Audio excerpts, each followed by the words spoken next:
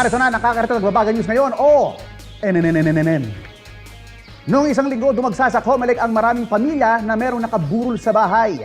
Nabawasan daw kasi ang mga nag-aabulo at nakikiramay dahil sa Operation Baklas. Di raw nalaman ng mga tao na meron silang patay sa bahay dahil pati raw mga tarpaulin ng mga nakaburol ay tinanggal. At yan po ang latest dito sa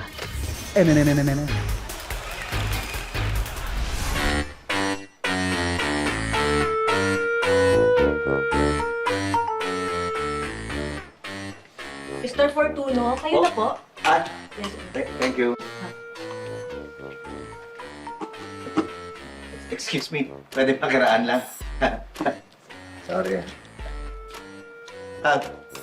Kuya, makikiraan lang. Wala. Woo! Ay! Okay lang po kayo?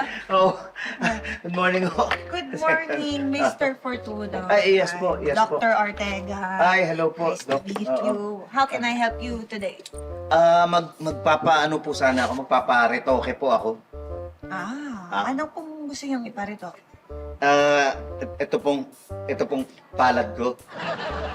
Excuse me, yung palad niyo po. Gusto niyo pong iparitoke? Paparetoke ko itong palad ko. Okay, matanong ko lang Mr. Fortuno, kasi karamihan po ng mga pasyente namin dito, ang pinaparitoke nila ay yung kanilang muka, particularly yung nose, yung dibdib, yun yung kalimitan po, no? Pero kayo po gusto niyo po iparitoke yung palad po. Palad po. Pareho. Dalawang palad. Bakit po? Narinig niyo na ba yung yung kasabihan na ang kapalaran ng tao nakaguhit na sa palad? Opo, familiar po ako doon. Oo, kasi ako, pinanganak pa lang, malas na. Parang ang dami ng kamalasan na nangyayari sa buhay ko. Naniniwala ako na baka nag-a-apply sa akin yun eh. Yung nakaguhit na sa palad. Baka literal na yung kamalasan ko nandito sa palad ko eh. Kaya gusto ko iparetoke itong guhit ng palad ko. Gusto ko maiba. Maiiba. Oo, para maiba naman yung magkaswerte naman ako sa buhay. Hindi puro malas nangyayari sa akin. Ganun ho ba? Oo.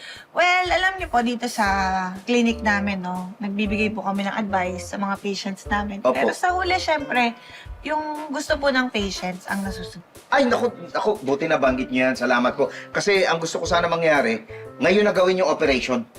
Today, Ngayon na mismo. Kasi gusto ko nang matapos yung kamalasan ko. Gusto ko na mabago yung guhit ng palad ko para swertihin na ako. At ginawa ko na ho lahat. Nag-fasting na ako overnight. Tapos walang intake na kahit anong pagkain inumin. Wala. water. Wala. Ready na talaga ako.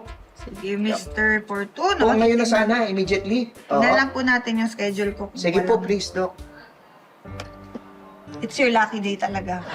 This day is for you, Mr. Fortuno. Talaga? Wala akong gagawin today. Wala akong nakaschedule na anything. Ay, We sige can ho. do the procedure today. Ay, okay. Sige ho. Nakasimulan na natin ako. Okay. Ay, paano? Naman. Parang nararamdaman ko magsisimula na yung swerte ko. So happy for you. Sige. Okay, just get comfortable Ay, here. sige po. May prep lang ako. Sige po, Doc.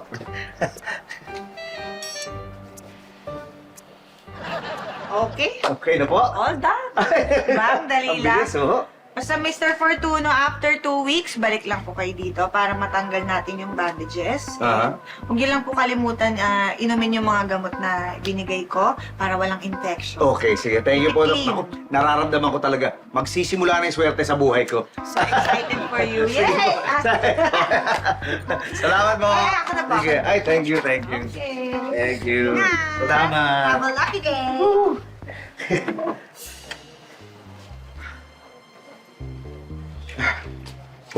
Ay, sir, basayan! Ha?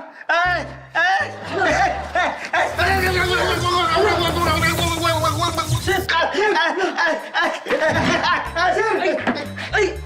Sir, excuse me! Sir, excuse me! Mag-ingat kayo, sir. Ay, sir! Sir!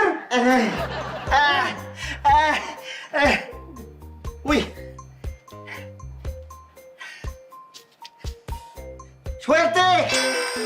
Success!